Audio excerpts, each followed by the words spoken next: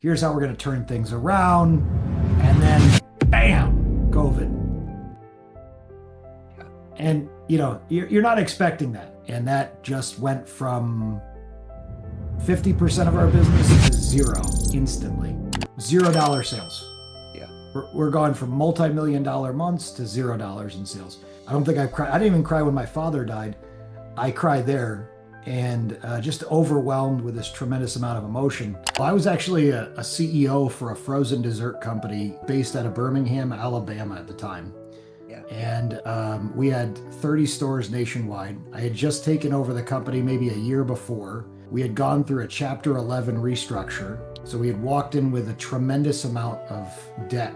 And something you don't realize that when you take over a company that has gone through a restructure like that, it's like taking over a car that they didn't perform any oil changes or maintenance on for the last 2 to 3 years because they knew things were dying. They knew it was going to go.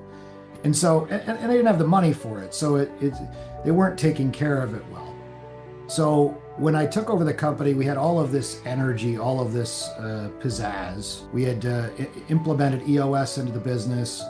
The team was energized. I had brought a lot of talented people into the company, and traveled. We had stores all across the nation.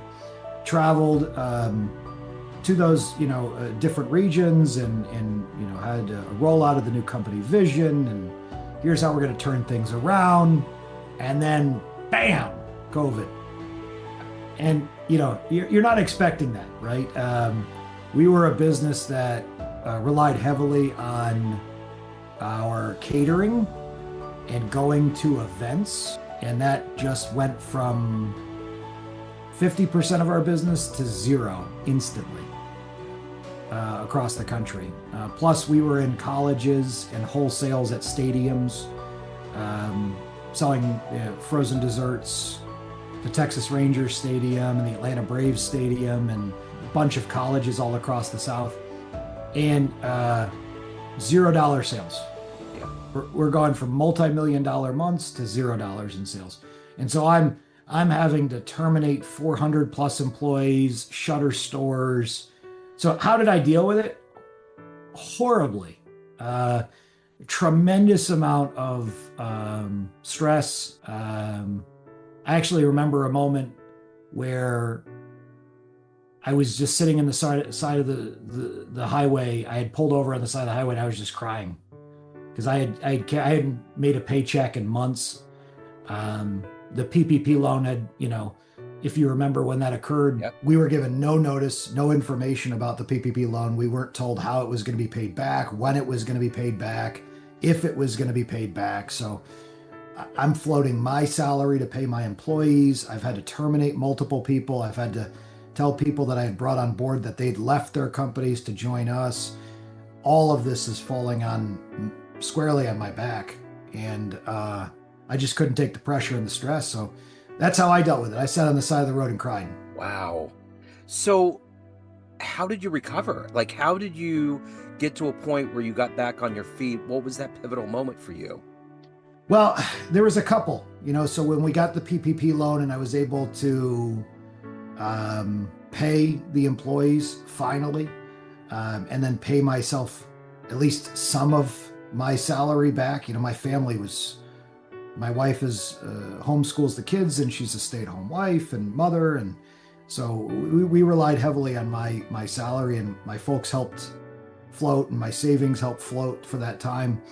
But there was a moment where I had to really look upon myself. And this is where I started writing my first book called Lead with Empathy. There was a moment where you kind of hit a wall and you have to realize, am I going to ascend over that wall, or am I going to be conquered by it? Yeah. And, that was the breakdown moment, the pivotal breakdown moment. I don't think I've cried. I didn't even cry when my father died. I cried there, and just overwhelmed with this tremendous amount of emotion. And for me, I just internally looked inside and said, I have to get over this. I have to conquer this. I've got too many people counting on me. I have to be the rock. And my faith and my family the people that relied on me. Um, it's not some kind of toxic masculinity thing. It's just you don't have a choice, man. Yep, I And get so it. that's how I started to pour into my books, and I started to write. And that became my first novel, my first nonfiction novel, but my first book, Lead with Empathy, was the starting of that book. So let's go ahead and go into today. If I was to put you in front of a bunch of 13-year-olds at career day and they Yeah. wanted to know what you do for a living, how do you synthesize and explain your day job to their brains? Yeah. So I help first time founders or CEOs or small business owners find a way to scale their business without them. And what that means is, and what I would tell a 13-year-old is that when you start a business, you rely heavily on yourself to do everything, and you're the best at everything. And eventually, you can't keep on doing that. So you have to build a team around you and build processes and strategy. And I help those people do that because there's no playbook on how to do that. So since I've been there and done that, I give them the kind of the roadmap and the guidance and coach them through that. So let's go all the way back to the beginning of how all of this started. What did you want to be when you were a kid? What was your dream gig when you were at career day? A gemologist. Okay. So that's awesome. I've Yeah. never heard that. I had to take a second. That's great. So let me Yeah. ask you this. Are you from Atlanta originally? No, I'm from upstate New York. Okay. So what were the building blocks? What did you see around you that led you to become a CEO, to become a business coach, to have this high level of success and acumen? So the name of my company is Roll with the Punches, and it's very much like the way water flows in a river, man. That's been how my entire career has gone. I was 14 years old and I got a job bagging groceries at Hannaford grocery store in upstate New York, and I've never not worked, and I've taken whatever the next step happened to be. In my earlier career, that was corporate retail, and I worked my way up the corporate ladder to become a store manager, and ran Targets and Dick's Sporting Goods and PetSmart stores, and even ran Blockbuster and Hollywood video stores early on in my days. And eventually I hit kind of a wall where I was having kids and didn't want those nights and weekends and overnights and the inventories and the 30-day Decembers anymore. I wanted flexibility. So I took a leap and went into small business and leveraged all of that skill that I had learned from corporate retail, which is phenomenal. The Target learnings and the Dick's Sporting Goods education and the fundamentals. And took that into small business where, frankly, there was very little learning or education or training. And so I had kind of this new wave of experience.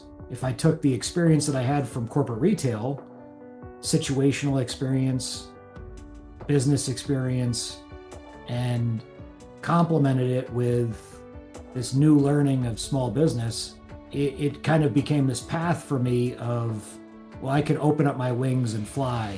And that's where it became really exciting. From there, I opened my entrepreneurial spirit.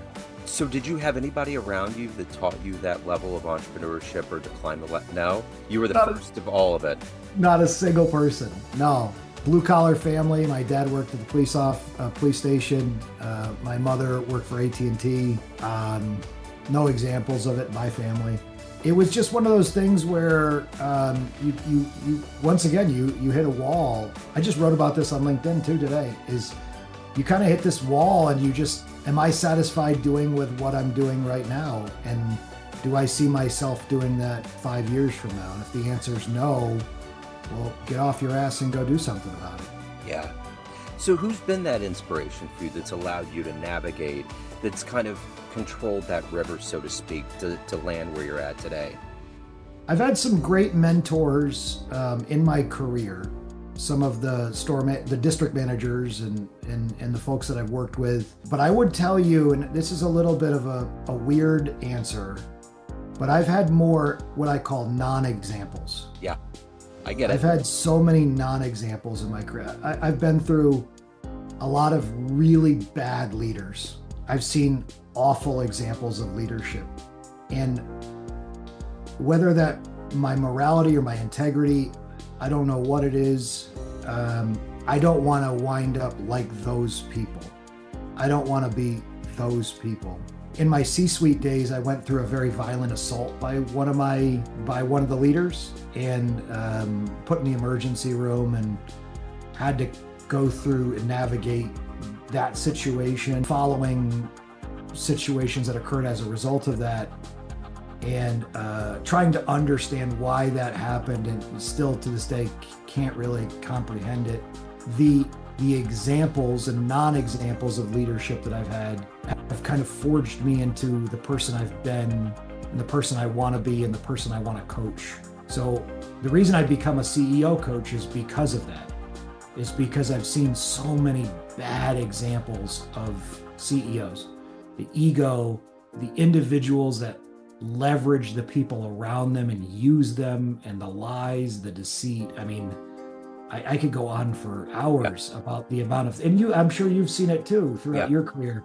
And so my motivation is not intrinsically as much as I have this example to be my North Star.